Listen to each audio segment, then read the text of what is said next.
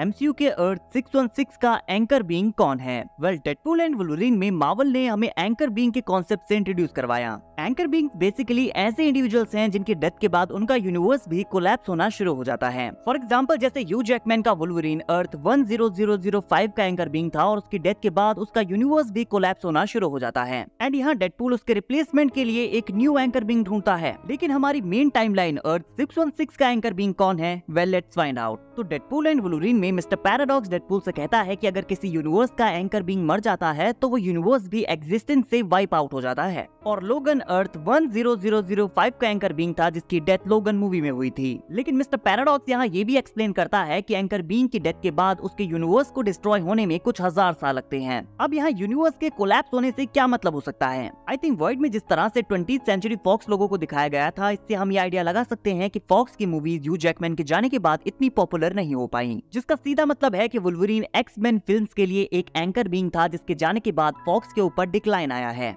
Now बात करें MCU की, तो यहाँ सबसे पहला नाम आता है टोनी स्टार्क का, बिकॉज आयरन मैन के साथ ही एमसीयू ने किक ऑफ किया था। लाइक एमसीयू में होने वाले ज्यादातर मेजर इवेंट्स का रीजन टोनी स्टार्क ही है। एंड वो टोनी ही था जिसने दी एवेंजर्स में थैनोस का टेंशन गेन किया था। एंड अल्ट्रॉन को बनाने का क्रेडिट भी टोनी को ही जाता है। स्पाइडरमैन को रिक्रूट करने वाला पर्सन भी टोनी ही था। टाइम ट्रेवल को डिकोड करने वाला पर्सन भी टोनी ही था। एंड थैनोस को मारने वाला पर्सन भी टोनी ही था। एंड सबसे बड़ी बात, टोनी की डेथ के बाद मार्वल के ऊपर डिक्लाइन आया था। आई मीन मार्वल के काफी सारे प्रोजेक्ट्स को स्ट्रगल करना पड़ा था। लेकिन अगर टोनी इस यूनिवर्स का एंकर बीइंग था तो मिस्टर पैराडॉक्स ने डेडपूल को अर्थ 616 ज्वाइन करने के लिए क्यों कहा? बिकॉज इसके अकॉर्डिंग अर्थ 616 का एंकर बीइंग मर चुका है और यहाँ भी वही हाल होने वाला है जो डेडपूल के यूनिवर्स का होने वाला था। इसका मतलब है कि अर्थ 616 का एंकर बीइंग अब भी जिंदा है। And it makes sense because anchor being MCU के लिए एक नया कॉन्सेप्ट है, सो मे बी यहाँ वो कैरेक्टर अब भी एग्जिस्ट करता है। हमारा नेक्स्ट पर्सन है Wanda Maximoff.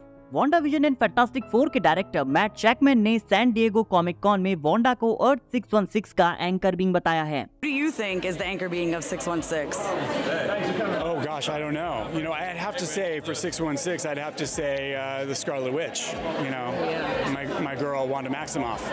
Yeah, my girl Wanda Maximoff. And multiverse of madness के एंड में डार्क टेम्पल के डिस्ट्रॉय होने पर हमने रेड लाइट ग्लो होते हुए देखी थी, सो मे बी वांडा अब भी जिंदा है। एंड डेडपूल एंड वुल्वरीन में हमने स्कारलेट विच का स्टैचू भी वॉइड में देखा था, सो थ्योरीज के अकॉर्डिंग वांडा अब भी वॉइड में जिंदा है। एंड एगाथा ऑल अलोंग के ट्रेलर में भी हमें वांडा के कुछ क्लूज दिखाए गए हैं। But I think MCU Wanda के बिना भी कई सालों से एग्जिस्टेंस में था, सो अदर कैरेक्टर्स के कंपैरिजन में वांडा के एंकर बीइंग होने के चांसेस थोड़े से कम हैं। अब कई सारे फैंस हैं जिनके अकॉर्डिंग पीटर पार्कर इस यूनिवर्स का एंकर बीइंग है, बिकॉज हमने पीटर को आयरन मैन 2 में भी एज अ किड एमसीयू में देखा है, जहां उसने आयरन मैन का टॉय मास्क पहना होता है। एंड ये सेम मास्क हमें डेडपूल एंड वुल्वरीन में टोनी के ऑफिस में देखने को मिला था। बट मुझे नहीं लगता कि एमसीयू किसी ऐसे कैरेक्टर को अपनी यूनिवर्स का एंकर बीइंग बनाएगा जिसके ऊपर मार्वल का पूरा कंट्रोल नहीं है, बिकॉज स्पाइडरमैन के राइट्स अब भी सोनी के पास है एंड वो टेक्निकली सोनी यूनिवर्स का एंकर बीइंग होगा। हमारा नेक्स्ट कैरेक्टर है डॉक्टर स्ट्रेंज। अब डॉक्टर स्ट्रेंज को भी हमने पहली बार 2016 में आई मूवी डॉक्टर स्ट्रेंज में देखा, लेकिन डॉक्टर स्ट्रेंज को इससे पहले भी कई बार एमसीयू में मेंशन किया गया है। Like Captain America Winter Soldier में Hydra agent Jasper Sitwell Strange का नाम लेता है। Bruce Banner, Stephen Strange, anyone who's a threat. और इससे कई साल पहले एमसीयू की बिगिनिंग से भी पहले 2004 में सैम रेमी की स्पाइडरमैन मूवी में डॉक्टर स्ट्रेंज को मेंशन किया गया है। Doctor Strange. That's pretty good. But it's taken.